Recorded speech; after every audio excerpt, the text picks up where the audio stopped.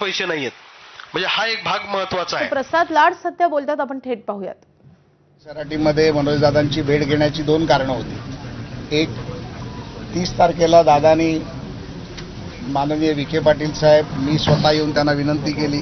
माननीय मुख्यमंत्र्यांच्या मान्यतेने जी SOP दिली, त्या SOP त्यांनी मराठा विषयाचे अभ्यासक तज्ज्ञ सर्व जिल्ह्यातले विभागातल्या लोकांची चर्चा करून सर्व आपण मराठा बांधवासमोर, जनतेसमोर, मीडियासमोर केल्यानंतर त्याने आमच्या विनंतीला मान ठेवून उपोषण सोडले. खरं तर दादांनी उपोषणाला बसूच नाही, माझी त्यांना पहिल्यापासून विनंती होती. उन्हाचा काळ आहे, प्रचंड मोठं ऊन होतं आणि त्याच्यामध्ये दादा जाऊन वारवात बसले, उन्हात बसले आणि मला खरीच सकाळपासून ती काळजी होती की त्यांच्या तब्येतीची होती, एक भाऊ म्हणून होती. परंतु मी पहिल्यांदा त्यानंतर मीडियासमोर आज पहिल्यांदाच येते, कारण हॉस्पिटलमध्ये गेलो तेव्हा त्यांची तब्येत बरी नव्हती, ती पाहण्यासाठी गेलो होतो. तर मी त्यांचा आभार मानायला आलो की आपण ते उपोषण आमच्या शब्दासाठी, माझ्या शब्दासाठी मागे घेतलं, त्यासाठी मी तुमचं शतशः आभारी. त्यानंतर माझं त्यांचं बोलणं झालं आणि मग अनेक निर्णय आपण त्या प्रक्रियेमध्ये केले. मला असं वाटतं की हे निर्णय करत असताना जेवढे फास्ट GR या मागच्या 10, 12, 15 दिवसात झाले तेवढे कदाचित कधी झाले नव्हते. आणि त्याचा मला आनंद आहे की एक वाटाघाटीचा सेतू बनण्याचा मी जो प्रयत्न केला, तो सेतू मी असं नाही म्हणणार की तो पूर्ण झाला. अजून सेतू खूप मोठा आहे आणि तो सेतू पूर्ण करत असताना दादाला दिलेला शब्द पूर्ण करण्यासाठी अजून मला खूप समाजासाठी करायचं आहे. आणि ते करत असताना काही प्रयत्न जे आम्ही पूर्ण केले ते पूर्णत्वाकडे जात आहेत, याची मला आनंद आहे. ज्यामध्ये आपण एक मोठी मागणी केली होती की MIDCमध्ये मुलांना नोकऱ्या लागल्या पाहिजेत. त्या MIDCमध्येचं लकीर परिपत्रक तात्काळ काढलं गेलं. दुसरी आमची मागणी होती की आमच्या काही बांधवांनी स्वतःचं या आरक्षणामध्ये बलिदान दिलं, त्यांच्या कुटुंबाला मदत झाली पाहिजे. त्या मदतीचा GR देखील निघाला आणि माझ्या माहितीप्रमाणे धनादेश देखील वाटले गेले. माननीय कुचे साहेबांच्या पण मतदारसंघात त्याचं घरी जाऊन देण्यात आलं. आणि मला एक गोष्टीचं त्याचा आनंद यासाठी आहे की माझ्या मराठा कुटुंबाच्या बांधवाला आज काही ना काहीतरी फुलाची पाकळी म्हणून दादाच्या प्रयत्नांनी ती मदत झाली. आणि आज ग्रामीण भागातल्या एका कुटुंबाला 10 लाखाची जर मदत झाली तर निश्चितपणे त्याच्यासाठी एक आधारवड निर्माण होतो. आणि आधारवड दादांच्या आशीर्वादाने आणि माननीय देवेंद्रजींच्या प्रयत्नांनी झाला, याचा देखील मला आनंद आहे. त्यानंतर आमची मागणी होती की आम्ही SOP बनवावी आणि ती SOP दादांना दाखवूनच बनवली गेली. त्यामध्ये काही छोटे मोठे सुझाव सुचवले होते, ते 2 दिवसानंतर करून पुन्हा दादांकडे पाठवले गेले. हे सगळे कागदपत्र मी इथं आणलेले आहेत. ती SOP देखील दिली गेली. त्यानंतर हैदराबाद गॅझेटच्या माध्यमातून आपली कुणबी प्रमाणपत्र वाटली गेली होती, त्याचं व्हॅलिडेशन होत नव्हतं. त्यासाठी काही नियमावली आपण बनवायची होती. मी काल रात्री दादा श्रीकांत साहेबांशी पण बोललो, डिव्हिजनल कमिशनरशी. ते मैसूरला आहेत, परंतु त्यांनी तात्काळ मिसाळ साहेब आणि छत्रपती संभाजीनगरला ॲडिशनल कलेक्टर मॅडमशी पण माझं बोलणं करून दिलं. आणि त्या पद्धतीमध्ये, ज्या पद्धतीमध्ये अपेक्षित आम्हाला आहे त्या पद्धतीमध्ये आज मराठवाड्यामध्ये तरी काम चालू आहे. तसंच काम पश्चिम महाराष्ट्रात देखील चालू आहे. कोकण आणि इतर डिव्हिजनमध्ये आम्ही आढावा घेतो आहोत. आचारसंहिता 22 तारखेपर्यंत आहे, त्यामुळे काही गोष्टीची अडचण आहे. परंतु आपण एक गोष्ट लक्षात घेतली पाहिजे, दादांच्या प्रयत्नामुळे 1 तारीख म्हणजे 30 तारखेला दादांचं उपोषण संपलं आणि 1 तारखेपासून 18 तारखेपर्यंत जवळजवळ 613 नवीन अर्ज आले. आणि त्या नवीन अर्जापैकी 476 लोकांना जात पडताळणी प्रमाणपत्र दिलं गेलं आणि 137 अर्ज शिल्लक आहेत. त्याची देखील मी माहिती घेतली. येणाऱ्या 3-4 दिवसात ते देखील अर्ज केले जातात. दादांची सर्वात मोठी मागणी होती की शिंदे समितीला पुन्हा 1 वर्ष मुदतवाढ द्यावी. ती शिंदे समितीची मुदतवाढ देखील आम्ही दिलेली आहे. आणि त्यामध्ये शिंदे समितीला जे 58 लाख नोंदी मिळाल्या, त्या नोंदी जिल्हानिहाय, तालुकानिहाय, ग्रामपंचायतनिहाय आपण प्रत्येक ग्रामपंचायतीत त्या लावायच्या आहेत, त्याच्या दिवंडी पिटवायच्या आहेत. त्याची एक प्रत 58 लाख नोंदींचा एक त्याला आपण पेनड्राईव्ह नाही म्हणणार, त्यासाठी हार्ड डिस्कच द्यावी लागेल. ती हार्ड डिस्क दादांना द्यायची आहे आणि त्याच्या प्रिंटेड कॉपी देखील दादांना द्यायची आहे, जेणेकरून समाजाची लोक घराघरामध्ये, गावागावामध्ये जाऊन एखादा जर व्यक्ती कोण आला नसेल, राहिला असेल, त्याला माहीत नसेल तर तो येऊन त्याचं नोंदणी प्रमाणपत्र घेऊन जाईल. ते देखील आपण केलं आहे. तो डेटा खूप मोठा असल्यामुळे त्याच्यावरती मंत्रालयात एक कक्षच काम करतं आहे आणि मला वाटतं 30 दिवसाची आम्ही दादांची त्यासाठी मुदत घेतली होती. 30-32 दिवसात तो देखील डेटा देण्याचं काम आणि गावागावात दवंडी पेटवून काम करायचं चालू झालं। एका गोष्टीचा आनंद असा आहे की सन्माननीय विखे पाटील साहेब या उपसमितीचे जे अध्यक्ष आहेत, माननीय मुख्यमंत्र्यांच्या आशीर्वादाने माननीय एकनाथरावजी शिंदे साहेबांनी देखील याचा आढावा माझ्याकडनं दादा घेतला आणि त्या सगळ्यांच्या आदेशानंतर यंत्रणा जी जोरात कामाला लागली आहे, यामध्ये आता ॲडिशनल कलेक्टर मिसाळ साहेब देखील इथे आलेत, परंतु सरकारची एक भूमिका फार स्पष्ट आहे की यामध्ये कुठल्याही अधिकाऱ्यांनी समाजाच्या लोकांना कुचकाई काम करून शुक्राचार्य झारीतले बनण्याचा प्रयत्न केला तर त्याला सोडलं जाणार नाही, हे आपल्या माध्यमातून मी सांगतो।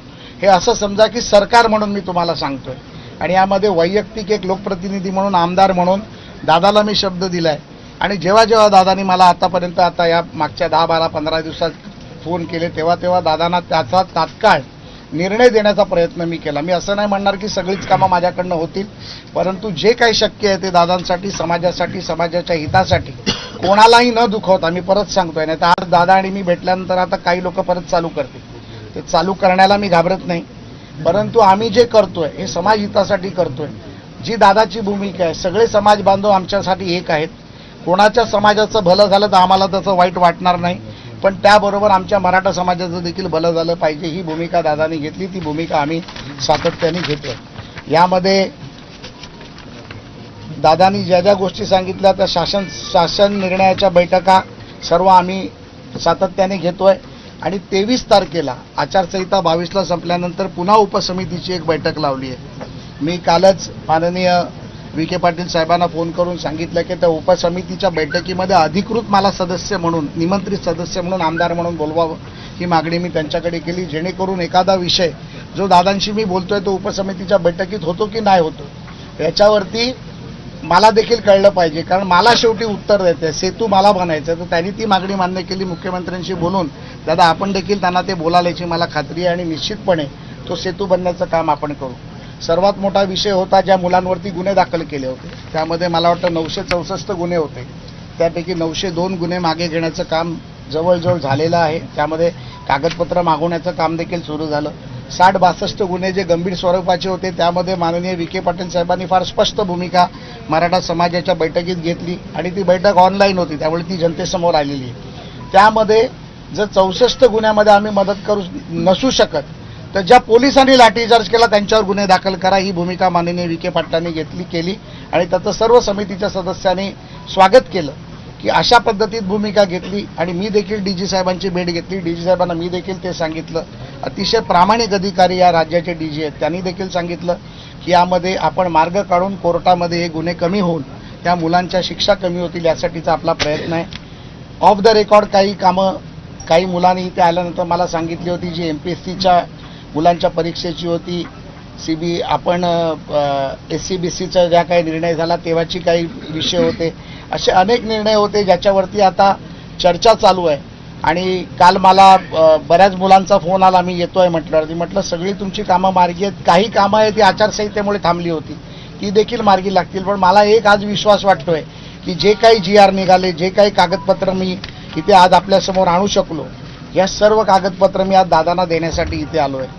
आणि मी दादांना सांगितलं होतं की दादा जेव्हा काहीतरी काम होईल त्यावेळेला तुमच्याकडे मी भोजनासाठी येईन, आणि दादांनी मोठ्या मनाने मला आज इथे भोजनासाठी बोलवलं आहे आणि तारक साहेबांनी मला वाटतं आमच्यासाठी जेवणही चांगलं केलं असेल, त्यामुळे आज दादांबरोबर बसून जेवण करणारे खूप काही मी आज इथे चर्चा करायला आलो नाही। मला एक असं वाटतं की आपण सातत्याने जर संपर्कात राहिलो, सातत्याने एकमेकाला मदत करत राहिलो, सातत्याने चर्चा करत राहिलो, सर्वच कामं सरकार स्तरावरती पूर्ण होतात असं नाही, पण ते पूर्ण करायसाठी जर आपली इच्छाशक्ती असेल तर जगातली कुठलीही ताकद आपल्याला थांबवू शकणार नाही। मुख्यमंत्री अतिशय पॉझिटिव्हली आता या सर्व गोष्टींमध्ये मदत करतायत। एक महत्त्वाचा विषय, मराठा समाजाचं मंत्रालय कक्ष निर्माण करण्याचा आहे, त्याचा देखील 23 तारखेच्या बैठकीत निर्णय होईल। तो जवळजवळ फाईल तयार झाली आहे, आचारसंहिता संपल्यानंतर त्याचा देखील हे केला जाईल आणि भविष्यात पुढे त्याचं मंत्रालय बनवण्याची जी प्रोसेस आहे केंद्रापासून राज्यापासून केंद्रापर्यंत ती देखील पुढे केली जाईल, त्याचा प्रयत्न देखील आपण करू। या व्यतिरिक्त माझ्याकडून जर काय राहिलं असेल, माझ्याकडून जर समाजासाठी काम करत असताना कुठली चूक झाली असेल तर मी समाजाची देखील माफी मागतो। आमचे मराठा योद्धा, ज्यांनी आज संघर्ष योद्धा आपण ज्यांना म्हणतो, त्यांना देखील मी विनंती करतो की एखादी चूक झाली असेल तर मोठा भाऊ समजा कान पकडून मला सांगा की हे करायचं आहे, ते निश्चितपणे आम्ही करू. मागच्या दादांच्या आंदोलनात एका अपघात झाला एका गाडीचा, ज्यामध्ये एक मुलगा दगावला. त्यांच्याकडे दादा जाऊन आले. त्यांनाही जे काही सहकार्य करायचे ती विहीर विजवायची आहे. त्याला सरकारने 5-5 लाख रुपये आणि केंद्र सरकारने 2-2 लाख रुपये दिले. त्यामध्ये अजून त्यांना भरीव मदत करण्याची मागणी दादांनी केली. त्याबद्दलही मी माननीय मुख्यमंत्र्यांशी बोललो, ते देखील आपण करायचा प्रयत्न करतोय. त्या व्यतिरिक्त ज्या मुलांचा अपघात झाला त्यामध्ये त्यांना बीडच्या एका हॉस्पिटलमध्ये ठेवलं होतं. तिथे 3.5 लाखाची भरीव मदत सरकारने त्यांचं हॉस्पिटल भरायला केलं. 5 लाखाचं बिल होतं. दादांच्या विनंतीनंतर मी माझ्या स्वतःच्या ट्रस्टमधनं वरचे 1.5 लाख रुपये देखील त्यांचे भरले. कारण कुठल्याही मुलाला, समाजाच्या मुलाला खिशातून पैसे घालायची गरज लागू नये ही भावना आमची होती.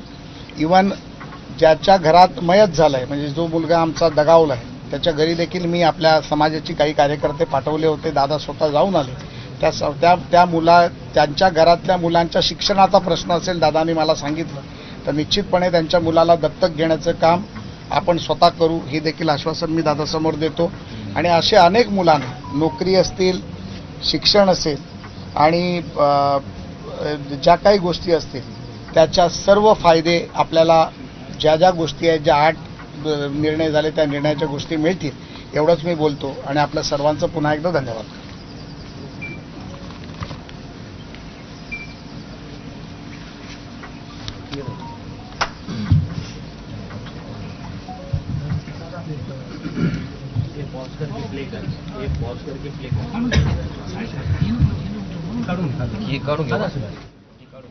तर सध्या भाजपचे नेते प्रसाद लाड मनोज जरांगेंच्या भेटीला पोहोचलेले आहेत आणि सध्या जी पावलं टाकण्यात येत आहेत त्या संदर्भात त्यांनी सविस्तरपणे माहिती दिली आहे. मुख्यमंत्री आरक्षणाच्या सर्व प्रक्रियांच्या दृष्टीने पावलं टाकत आहेत, सर्व कामांमध्ये मदत करत आहेत असं म्हणतात प्रसाद लाड. आणि विविध निर्णय झालेत, त्या अनुषंगाने आता कशी पावलं टाकण्यात येत आहेत, पुढची प्रक्रिया कशी असेल या संदर्भात त्यांनी माहिती दिली माध्यमांना. आणि ते आता सध्या मनोज जरांगेंशी देखील संवाद साधतायत. आता या सगळ्यानंतर मनोज जरांगे नेमकं काय बोलतात याकडे आता सगळ्यांचं लक्ष आहे. आरक्षणाबाबत झालेल्या कामांची कागदपत्रही जरांगेंना देणार असं त्यांनी सांगितलं. आताही जरांगेंच्या हातात काही कागदपत्र दिसत आहेत. पाहूया आता जरांगे नेमकं या सगळ्या संदर्भात काय बोलतायत. मनोज जरांगे यांनी उपोषण करू नये असं आवाहन त्यांनी पुन्हा एकदा केलंय. माझ्या शब्दानंतरच जरांगेंनी उपोषण मागे घेतलं, त्याबद्दल त्यांचे आभार असंही म्हणाले प्रसाद लाड. त्यांनी माध्यमांशी संवाद साधला आणि आता जरांगे नेमकं काय बोलतात याकडे सगळ्यांचं. आणि या भेटीकडे आपलं लक्ष असेलच. तुर्तास या तासातल्या मुख्य घडामोडींवर एक नजर टाकूया. Headlines brought to you by Chitale namkeen, म्हणजे पाम ऑइल नसलेली चवीची कुरकुरीत धमाल.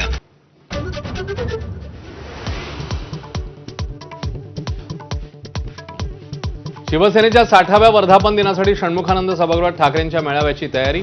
फुटलेल्या खासदारांवर बॅनरमधून निशाणा. उद्धव ठाकरेंच्या भाषणाकडे लक्ष.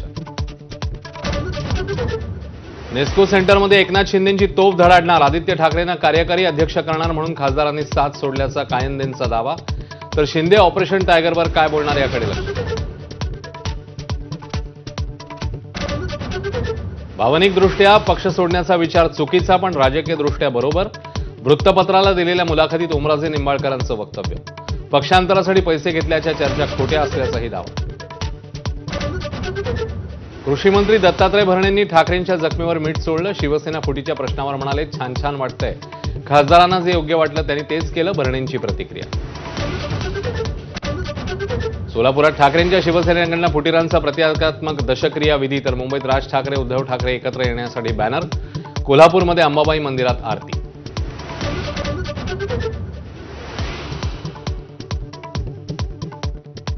मध्यरात्रीपासून बेस्ट कृती समितीचा संप. 2766 पैकी केवळ 32 बसेस रस्त्यावर. प्रवाशांचे हाल. रिक्षासाठी ठिकठिकाणी रांगा. पुण्यातील लोहगड किल्ल्यावर पती पत्नीचा दरीत कोसळून मृत्यू. पत्नीचा वाढदिवस साजरा करण्यासाठी दोघं गडावर गेल्याची माहिती. राज्यामध्ये 24-25 जून पासून मान्सून सक्रिय होणार. 25 ते 28 जूनच्या दरम्यान किनारपट्टीवर अतिवृष्टीचे ढग सक्रिय होण्याचा अंदाज. 22 जूनपर्यंत राज्यात अनेक भागात तुरळक पावसाची शक्यता. राज्यामध्ये पाण्याचं भीषण संकट. नद्या सुकल्या, तलाव आटले. भंडाऱ्यातील गोसेखुर्द प्रकल्पातून आता फक्त पिण्यासाठीचं पाणी सोडणार. लवकर पाऊस न झाल्यास पेरण्या आणखी लांबण्याची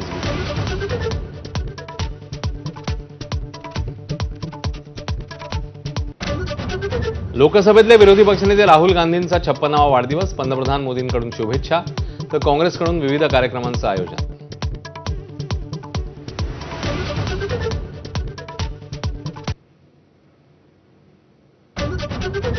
सोन्या चांदीच्या दरामध्ये आज पुन्हा घसरण. सोन्याचे दर 4,000 रुपयांनी तर चांदीचे दर 18,000 रुपयांनी कमी.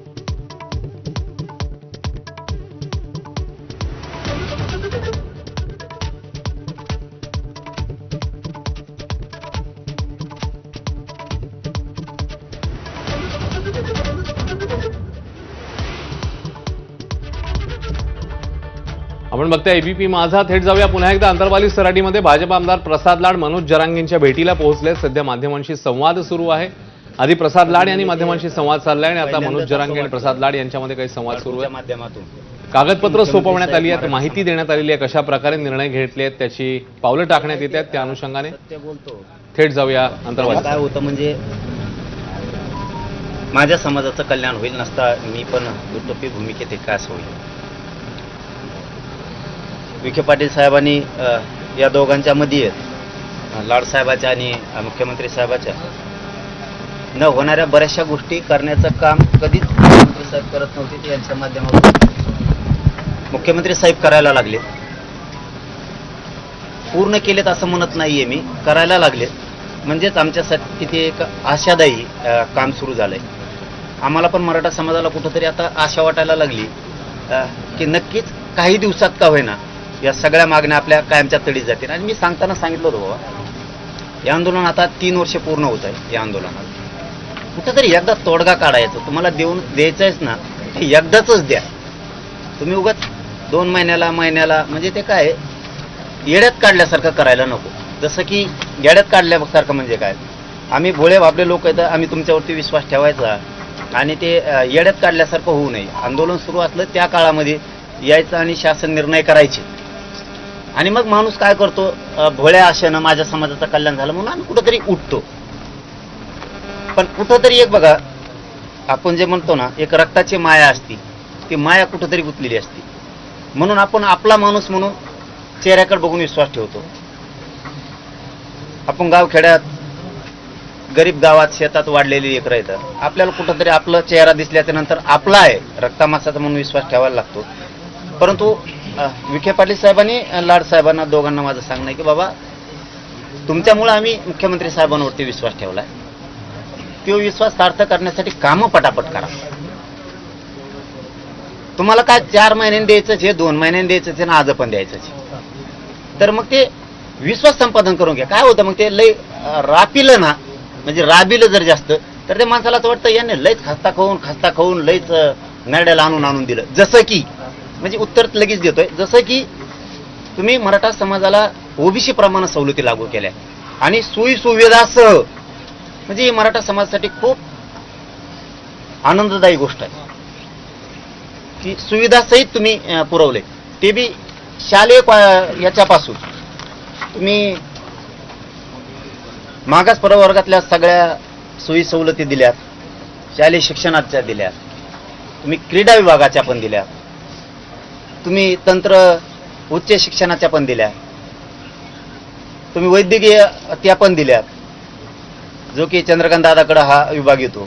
कृषी, पशुसंवर्धन, दुग्ध या विभागाच्या पण सवलती आणि सोयी आणि सुविधा या पण तुम्ही मराठा समाजाच्या विद्यार्थ्यांना केल्या. त्यामुळे तुमचं कौतुक आहे. रोजगारात तुम्ही, उद्योजकतामध्ये तुम्ही जे आता नवीन नियोजनात सरकारच्या असत्या काही योजना, त्या सुद्धा मराठा समाजाला ओबीसी प्रमाणे सोयी सुविधा पण लागू केल्यात आणि सवलती पण केल्यात. या 3ही विषयात तुम्ही केल्यात. पण काय झालंय बरं का लाडसाहेब, तुम्ही सुविधा दिल्या, सरकार भार उचलणार आहे, गरीब लेकरांचं मराठ्यांचं कल्याण होणार आहे. तुम्ही JR काढलाय 5 जूनला, आज हे 19 जून. शाळेत 100% आता आमच्याकडून फीस घेतली जाते. म्हणजे आपण जे म्हणतो ना, गोड बोलून येड्यात काढल्यासारखं ना, ते नसावं. जर सरकार सांगतंय इथं की संबंधित प्रशासकीय विभागामार्फत योजनांची तत्काळ अंमलबजावणी करायची, मग अधिकारी मोठे झालेत का सरकारला अधिकारी बदनाम करणार आहेत याचं उत्तर तरी मला एकदा द्या. का सरकारमधलं आणि मराठ्यांमधलं प्रेम टिकू द्यायचं नाहीये असं काही उद्देश आहे का ते तरी मला एकदा सांगा अधिकाऱ्यांनी. नसता सरकारने तरी सांगा की आम्ही तुम्हाला येड्यात काढायसाठी जी आर काढतोय. आम्हाला येड्यात नका काढू. तुम्ही जर एवढं मोठं मन करून ह्या गोष्टी दिल्यात, 15 तारखेपासून आज 19 पर्यंत 4 दिवस झाले 100% मराठ्यांच्या पोराकडून फीस घेतली जाते. शाळेत जर आम्ही गेलो तर शाळेतले लोक म्हणायला लागले ते सरकारनं आम्हाला सांगितलेलं नाहीये. मग आता हे लाडभाऊच्या कानावरती ही गोष्ट पाहिजे. आता तुम्ही सुविधा दिल्यात, पण जर फीसच 100% आमच्याकडून वसूल होणार असली आणि त्याच्यानंतर जर सोयी सवलती दिल्या असतील तर आम्ही पुस्तकं पण घेतले, आम्ही कपडे पण घेतले, आम्ही तुम्ही हॉस्टेल दिलं नाही म्हणून आम्ही खोल्या पण भाड्याने केल्या रूम मालकाच्या तिथं जाऊन. ही कळतंय तुम्हाला. ते तुमचा त्याशी जे फोन आला मला की मी ते सगळे कागदपत्र घेऊन येणार आहे, म्हणलं तेच घेऊन या. काय होईल मग त्याच्यातले तुमचे माझे संभ्रम नको, आता नकोय, आता नकोय. मग तुम्ही सांगितलं की आता तुम्ही गरम होणार आहे की सरकारनं जर जे आर काढलं तर अधिकाऱ्याला काय प्रॉब्लेम आहे बा. कारण तुम्हाला एखाद्या ग्राउंड लेवलचं माहित नसेल हे काय चाललंय. प्रत्येक शाळावाला जेवढे विभाग आहेत 100% फीस घ्यायला लागली. आता वैद्यकीयमध्ये फीस बघणार सोपं नाही राहिलं. मग वैद्यकीयवाले आम्हाला, तंत्र शिक्षणावाले आम्हाला सुविधा आणि सोयी देत नाहीयेत. तोपर्यंत आम्ही काय करणार? शिक्षण व्हायला नको जायला. आम्ही गरीब असे येतं. आता तुम्ही त्याच प्रवाहात आलाय, मी आणखीन तुम्हाला मोठे परत देतो आणि देतच राहणार आहे. हे प्रेम टिकवायसाठी मी तुम्हाला सांगायला, आणि तुम्हाला नाही सांगायचं तर सांगायचं कोणाला. मग अधिकाऱ्यांना, शाळावाल्यांना, या दोघांना मिळून मराठ्यांचा आणि देवेंद्र फडणवीसांचा पुन्हा संवाद होऊ द्यायचा नाहीये का? असा काही डाव आहे का? किंवा असं काही आहे का अधिकाऱ्यांनाच तुम्ही अंमलबजावणीचे तुमच्या विभागानं निर्देश दिले नाहीत म्हणून आम्हालाच येड्यात काढायचं काम आहे, असं काही आहे का? का प्रेम टिकू द्यायचं नाही हे तुमच्यापर्यंत नाहीये माहिती. आता पोरांना काय वाटतं, गरिबांच्या पालकाला काय वाटतं, आपलं पोरग पटकून ऍडमिशन घ्या रे बाबा, कवा सुई सवलती लागायच्या, तर जर ऍडमिशन गेलं तर पोराचं 1 वर्ष व्हायला, मग ते 100% फीस द्यायला.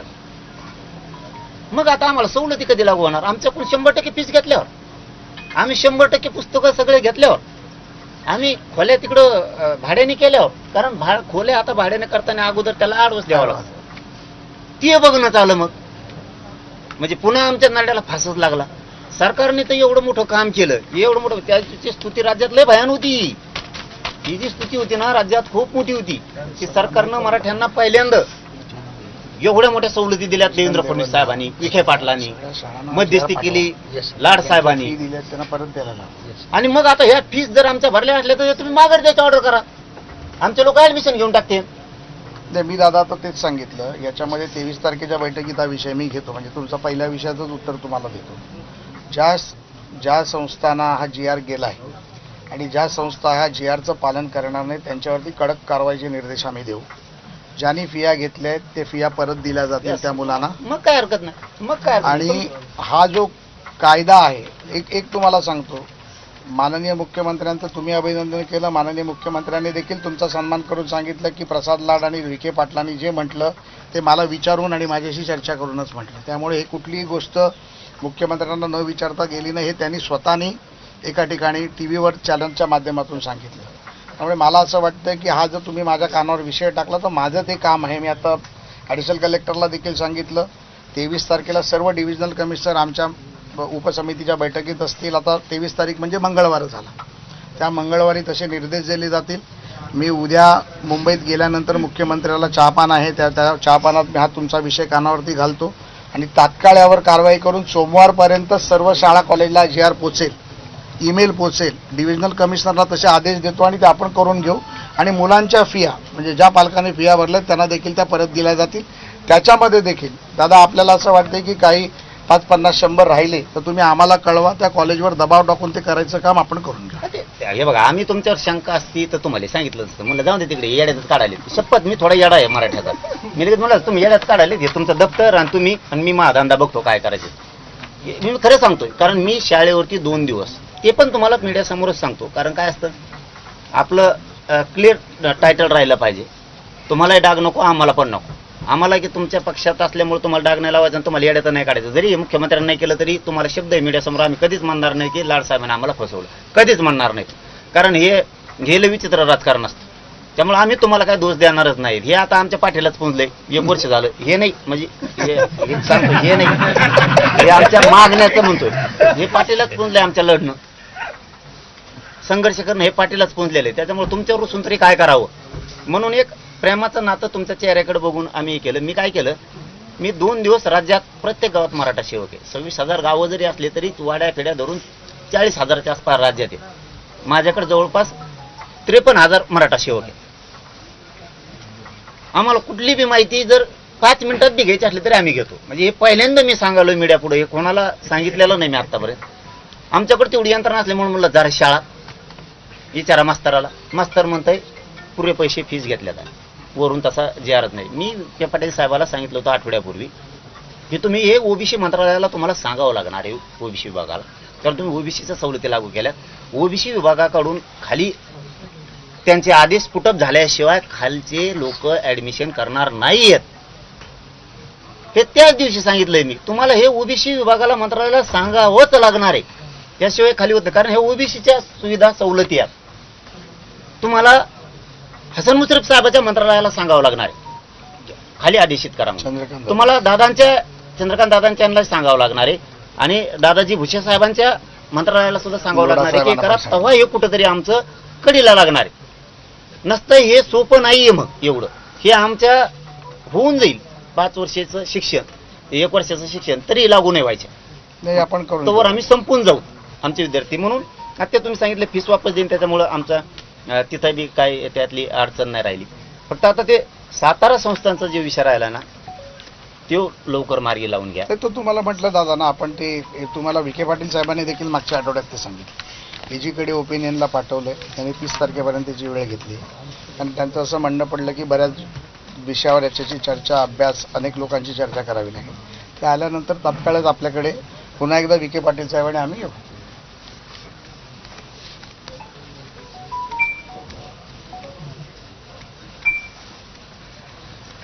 इथं काय केलं होतं,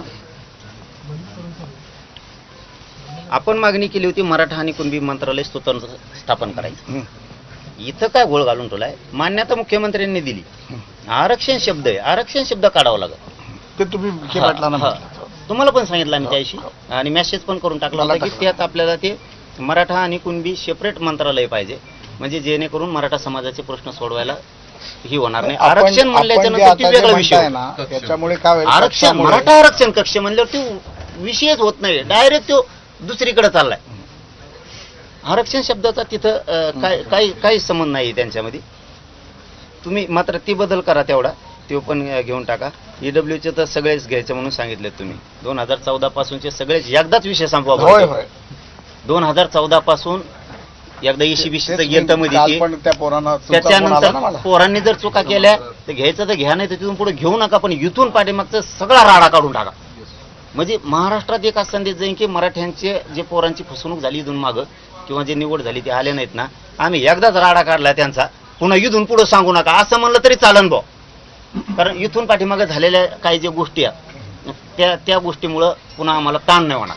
एकदाच ईडब्ल्यूचे सगळे घेऊन टाका, आहे तेवढे बी, आणि ECBCचे पण काही ठेवू नका. आजपर्यंतचे 2014 पासूनचे आजपर्यंत एक पण ठेवू नका. तसं ते निर्देश दिलेत. त्यामुळं आम्हाला ते 15 दिवसात त्यात वेळ मागितल्यामुळे आम्हालाही बोलायला जागा नाही, आम्ही म्हणणार बी नाही. आणि विखे पाटलांनी बी त्यावेळी सांगितलं की हे आम्ही ह्या चर्चा इथं संपले ना 22 पासून सुरू करतो. आता आपला तिसरा मुद्दा राहिला महत्वाचा, हे झाले 2 गॅजेटचं. हैदराबादच्या गॅजेटची SOP काढली, खाली कोणाकडेच नाहीये. आहे का आता प्रमाणपत्र गॅजेटनुसार देत आहे का तुम्ही? आत्ता म्हणतोय आम्ही बळच हे बसले म्हणून हा नाही म्हणायचं सर. याच्यानंतर आपल्या याच्यानंतर आज आहेत का म्हणतोय, नाही देत. आज सुरू आहेत का प्रमाणपत्र देतो ना सर गॅजेट प्रमाण? हो सर. आणि मग भांबेरीची कम रोखून धरली सर? 28 प्रमाणपत्र आपण दिले. ते नका सांगू मला आता. इथं सूक्ष्म मोक्ष तुम्ही नाही म्हणायला पाहिजे होतं, कारण SOPच आली नाही आणखी. SOP आहे सर, काल मागितलं. काल पण मी मागितलं, दिली म्हणाले ना. ठीक आहे, 3 तारखेलाच काढली सर. 3 तारखेला. मग हैदराबाद गॅजेटनुसार प्रमाणपत्र सुरू झाले. हो सर. मग भांबेरीची कम नाही दिली? भांबेरी सर तालुका आंबड विचारा त्यांना कम नाही दिली. सर आंबडचं एक पण पेंटिंग नाही, आत्ताच SDO होते माझ्यासोबत. अरे मी म्हणतो भांबेरीचं आहे का कोणी? काल दादांनी पण ते दोन्ही काल भांबेरीचे लोक आले माझ्याकडे. हे बघा मी कमून सांगतोय, नाही, सर, मला काही खरं असेल खोटं तर मी- तुमच्यावर नाही नाही, करायचं. नाही, सर, तुम्ही आजच आले complete म्हणून करा. दबाव टाकणारातला नाही, मी सर. असल्यातला ते बोलतच राहिलं नाही असेल तर मी. तात्काळ करू द्या. असेल तर सर आजच म्हणजे मी आता येताना त्यांचं पण म्हणणं आहे विचारलं. आणखीन एसओपी आम्हाला आली नाही, SOP 30 तारखेला मग अर्ज सुरू करायचे का? हो हो हो सर बिलकुल आतापर्यंत 628 अर्ज आले नाही नाही, राज्यात सांगायचं का मग आम्ही हो, ते हो. अर्ज व्हायरल करायचा का? हो, हो, हो. बिलकुल तुम्ही केलेला हे अर्ज व्हायरल करायचा का? 100%. 100% सर काही तर. ही आपण संभाजीनगर विभागीय आयुक्त कार्यालयानेच SOP तयार केली होती. कळलं पाहिजे कुठे अडतं आणि शासनाकडून मंजुरी घेऊन आपण ती पाठवली सर सगळे. आपल्याला कळलं पाहिजे नाही नाही, म्हणूनच मी काल त्यांना काय पहिला प्रश्न विचारला, तुम्ही 1 तारीख ते 20 तारीख 18 तारीख किती दिले ते सांगा. मग ते सांगितलं 628 अर्ज आले, 400 काहीतरी 478 दिले, 134 बाकी आहेत. 134 का बाकी आहेत तर ते म्हणाले त्याचं प्रोसेस चालू. मराठा समाजाला राज्यभरात मराठवाड्यातल्या सांगतो, सरकारनं नवीन SOP नुसार हे अर्ज बनवला.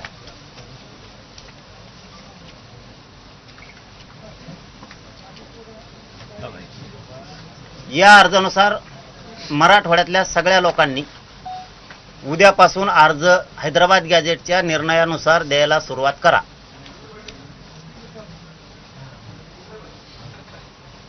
ज्यांच्या नोंदी नाहीत त्यांच्या भावकीत निघलेल्या आडनावाच्या नोंदी असल्या, मराठवाड्यात माणसं इकडे तिकडे गेलेले आहेत बरं का राहायला. ते झालं हा. म्हणजे ते कुणी धाराशिवला राहायला गेलाय तर धाराशिवचा संभाजीनगरला गेला, लातूरला गेलाय. शेजारच्या जिल्ह्यांमध्ये आहे. हा, तर मराठवाड्यातल्या आडनावाचे जिथं असतील त्यांना आता द्या. उदाहरणार्थ एखादा जगताप आहे, तो जगताप आता धाराशिवला आहे, पण तो आता राहायला गेलाय संभाजीनगरला उद्योग व्यवसायाच्या निमित्तानं. कुणी संभाजीनगरचा आहे तो पुण्याला गेलाय, कुणी संभाजीनगरचा नांदेडला गेलाय, हिंगोली परभणीत गेलाय, लातूरला गेलाय, बीडला गेलाय, जालन्यात गेलाय. तर मराठवाड्यातले माझ्या सगळ्या बांधवांना मला सांगणं, मी लाडसाहेबांसमोर सांगतोय, त्यांनी सांगितलं अर्ज करायचं. मी त्यांना विचारल्याशिवाय करायला सांगणार नव्हतो. मी हे मराठा समाजाला सांगितलं होतं, पण आज जाहीरपणाने सांगतो, आपण हे आम्ही सुद्धा आपल्या सोशल मीडियावरती सगळे व्हायरल करणार आहेत. यानुसार अर्ज करायला सुरुवात करा आणि ज्यांच्याकडे नोंदी नसतील त्यांनी शपथपत्र पण याच्यात दिलंय, ते शपथपत्र घेऊन त्या आधारे अर्ज करा. मग तिथून पुढे सांगूयात आपण सुद्धा की निघाले नाहीत म्हणून. आधीच आपण पण म्हणू शकत नाहीत की हैदराबाद गॅजेटनुसार कुणबी प्रमाणपत्र निघाले नाही असं म्हणू शकत नाही. हे मराठा समाजाने समजून घ्यावं. ही सुरुवात उद्यापासून आता करा, म्हणजे हा प्रश्न आता हैदराबादचा मार्गी लागलाय. याचा अर्थ असाच आहे, आता SOP नुसार आणि अर्जानुसार तुम्ही कुणबी प्रमाणपत्र द्यायला म्हणजे हा विषय मार्गी लागला. आता विषय 17 संस्थांचा चालला होता आपला, तर त्यांनी सांगितलं की आता आम्ही ते मागून घेतलंय आणि अभ्यासाला चालवलंय. कोल्हापूरचं आपल्याकडनं आज मी घेऊन ठीक, जाणार. कोल्हापूरचं पण ते मार्गी लागतंय. आपण जे छत्रपतींकडनं जे घेतलं हा. त्याचे मला कागदपत्र तुम्ही दिले, मग मी ते 23च्या बैठकीत ठेवतो. म्हणजे आज 3 विषय मार्गी लागले असं मी समजतो. आज पहिला म्हणजे सरकारनं आपल्या देवेंद्र फडणवीस साहेबांनी, विखे पाटलांनी आणि मध्यस्थी लाडभाऊनी केली. मला वाटतं ही गोड जे म्हणलं जातं ना, ही गोड शेवटपर्यंत जावा. त्रास होणार आहे हे पण लक्षात असू द्या, त्रास होणार आहे. तुमचं ते क्षेत्र वेगळं होतं, हे क्षेत्र वेगळं आहे, पण एक मन आहे पूर्वीची, बिनकामाच्या लोकात वेळ बर्बाद करायचा नाही अशी एक श्रीमंतात मन आहे. आपल्या लेवलच्या लोकात आपण वेळ द्यायचा, वेळ बर्बाद नाही करायचा. आणि मी नेमकं त्याच्या उलट करतोय. मी गरीब लोकात टाइम देतो, तिथं वेळ बर्बाद करतो, कारण मोठा करणाराच ते आहे तुम्हाला, आम्हाला सगळ्याला. ती मन तुम्हाला मोडायची. आपण म्हणतो ना, तुम्हालाही कोणी म्हणत असतं काय पळवतो रे, त्यांच्यात पुढे टाइम वेस्ट करतो रे, म्हणजे एक चर्चा असते ती. पण खरे हेच देव असतात गरीब. यांच्यात जितकं जातो ना लगेच ह्याच लोकात खरं देव पण असतं गरीबात. त्याच्यामुळं तुम्हाला हे आता लय त्रास होणार आहे. मध्यस्थीचा त्रास एवढा होणार आहे तुम्हाला नाही झाला, फुकट निवडून आलात तुम्ही, ही खूप त्रास होणार आहे. ते एकदाच मध्ये पडले होते म्हणून म्हणतो, ते दुसऱ्या बार म्हणलं मला नको रो, ते तुम्ही ते तुमचं लफड. कारण हे लय यातना आहेत, ह्या लय यातना आहेत. ह्या जर भोगल्या ना कुठलची कुठं जाता तुम्ही सुद्धा. हो, माझं एकच म्हणणं आहे यामध्ये, या गरीबाला देव मानूनच मी इकडे आलो, म्हणून आपल्या आपण समाजालाच मानून आलो. आणि त्यासाठी माझा अतोनात प्रयत्न आहे आणि माझ्या प्रयत्नात मी कुठे कमी पडलो नाही हे दादा देखील मान्य करतात. 3 विषय झाले. तर पहिला की ओबीसीच्या सवलती सरकारनं दिल्यात, त्यात त्यांनी सांगितलं आम्ही फीस भरल्या तरी वापस देऊ आणि सोयी सुविधा 23 तारखेपर्यंत सुरू होत्या. म्हणजे एक विषय क्लिअर मार्किंग निघाला. आपला सगळ्यात महत्त्वाचा होता हैदराबाद गॅझेटचा, कारण गॅझेटच्या संख्येनुसार कुणबी प्रमाणपत्र देण्यात यावं. तर त्यांनी सांगितलं उद्यापासून अर्ज करा, कुठंही रोखले जाणार नाहीत. माझं लाडभाऊ तुम्हाला सांगणं आहे, मी आता हे शेवटचा शब्द बोलतोय म्हणजे या विषयात फक्त मला संख्येनुसार हैदराबाद गॅझेटच्या संख्येनुसार मराठवाड्यात प्रमाणपत्र पाहिजे. तुम्ही तर ते दिले नाही तर 29 ऑगस्टला 3 वर्षे आंदोलनाला पूर्ण होत आहे. एवढी मोठी लढाई दीर्घकाळ कधीच राज्यात आणि देशात चाललेली नाहीये. मला 29 ऑगस्टच्या आत काहीच राहिलेलं नाही पाहिजे. राज्यातले 58 लाख नोंदीचे प्रमाणपत्र, तुम्हाला बोलून घेऊन असं बोलायला नाही लागलो मी. 58 लाख नोंदीचे प्रमाणपत्र, त्याच्या व्हॅलिडिटी आहे. 29 ऑगस्टच्या आत काही राहिलं नाही पाहिजे, कारण आमचा हक्काच आहे. आम्हाला पेरू द्या आमचं रान, आम्हाला तळतळू नका, आमचा आता संयम बी ढळून देऊ नका, काहीच नका. आम्ही तुमच्यावर विश्वास ठेवतोय. 29 ऑगस्ट शब्द वापरला मी, लहानसहान नाही आहे दिवस, कारण जून जुलै आणि ऑगस्ट 29 म्हणल्यावर 3 महिने आहेत. याच्या आत मला 58 लाख नोंदीचे प्रमाणपत्र, आत म्हणतोय प्रमाणपत्र, त्याच्या व्हॅलिडिटी पाहिजेत. हैदराबाद गॅझेटनुसार ज्या गॅझेटमध्ये संख्या आहेत त्या संख्येनुसार प्रत्येक जिल्ह्यात काय संख्या आहे ते तुम्ही ठरवा. आता मी सांगून दमून गेलो. आता हे तुम्हाला फक्त घरचा म्हणून सांगायला लागलो मी आता, की त्यानुसार मला जिल्ह्यात जेवढे तेवढे प्रमाणपत्र द्यायचे सांगा. सातारा संस्थांचा JR काढा लवकर. हे 2-3 विषय जे आहेत आणि केसेसचे हे जर झाले नाही तर मी शेवटचं आमरण उपोषण करणार 29 ऑगस्टला. माझा नाविलाज आहे, मी तुम्हाला कोणालाही येऊ देणार नाही. मी थकून गेलो, माझं शरीर विदमदारी नाही. बघा मी काल दुपारी सुद्धा सलाईन घेतला. इतकं माझं शरीर कामातून गेलं ना, सलाईन लागणार म्हणून आता हाताला दंडाला लावा लागलेत माझ्या. हे माझ्या दंडाला लावा लागले आता, इकडं कुठं लागणार म्हणून. मी तुम्हाला खरं सांगतो, मला माझ्यात लढायची पण क्षमता नाही राहिली, इतकं माझं शरीर खचून गेलंय. मी शेवटचं टेकणार आहे आता त्या दिवशी, कारण 3 वर्ष पूर्ण होते. माझी ऐकण्याची क्षमता नाही राहिली सरकारचं बी.